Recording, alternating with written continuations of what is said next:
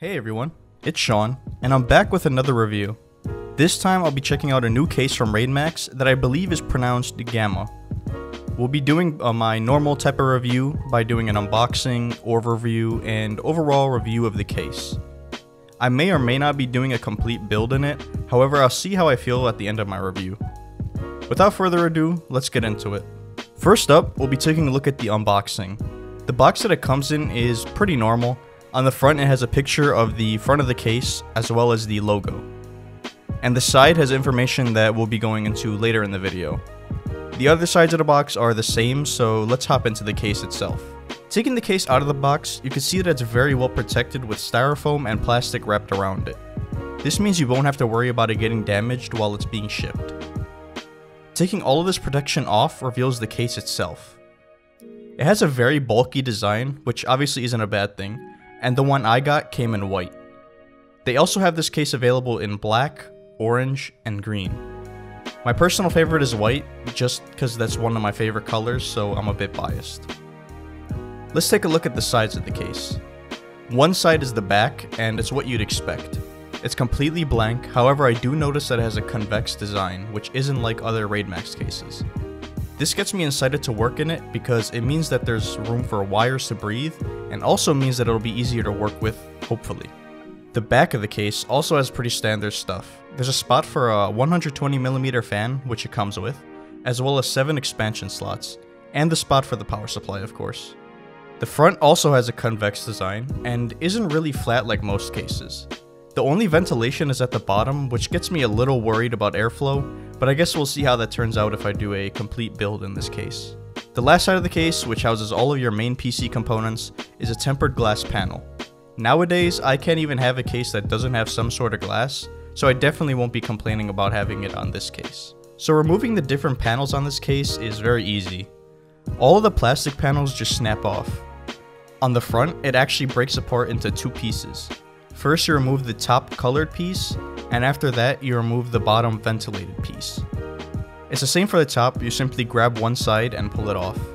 Removing both the panels on the front reveals that there's a spot for a 360mm radiator or 3 120mm fans, or obviously anything in between such as a 240mm and a 120mm.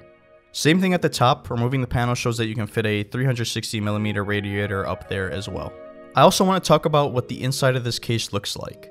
So before I do, I want to go over the dimensions to give you an idea of the size of the thing. The height is 19.6 inches, the width is 8.7 inches, and the length is 20 inches. Since the case is pretty large, that means there's plenty of space inside, as you can see from the video I'm showing. The motherboard compartment has a ton of room, but there really isn't anything special in there, so let's move on to the back. Here, you can see that there's your standard hard drive bay that can house 2 HDDs, as well as a spot for 2 SSDs. I can already tell that it'll be a pain to work with the power supply here, seeing as how the hard drive bay is so close to the power supply compartment. The hard drive bay is also holding a box, which contains a few things. These things would be 4 zip ties to help with cable management, a bag full of assorted screws to help during the build, an internal speaker, and finally the user manual. So it's actually been a few days since I recorded the last segment of this video, and I had a friend come over and build his PC inside this case. And I decided to see how it was working inside of it, and I came up with a pros and cons list. So here are the pros. As I expected, the case has a ton of room to work in, at least in the front, making it a breeze to build in. There's also plenty of spots for fans, so airflow isn't a problem, even in the front where there's only ventilation at the bottom. The convex design on back helped with wire management as I suspected. Unlike other cases that have a flat panel, the wires were easy to fit in there when the panel sticks out a bit. Finally, the overall design of the case looks pretty futuristic while not being incredibly over the top, and I like when the cases are semi-simplistic.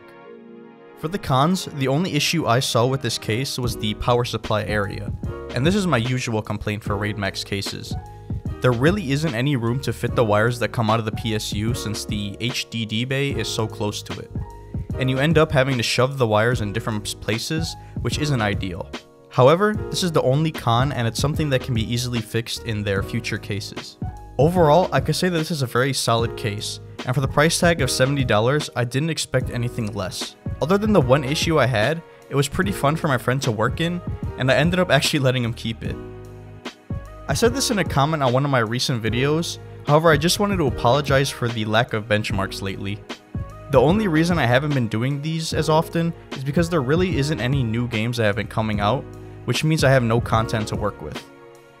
Next month we have Final Fantasy 15 and Far Cry 5 coming out, and you can definitely expect a video for Final Fantasy 15. I'm not sure if I'm buying Far Cry 5 yet, so I'll have to see. But anyway, thank you guys so much for watching, and I'll see you in the next one.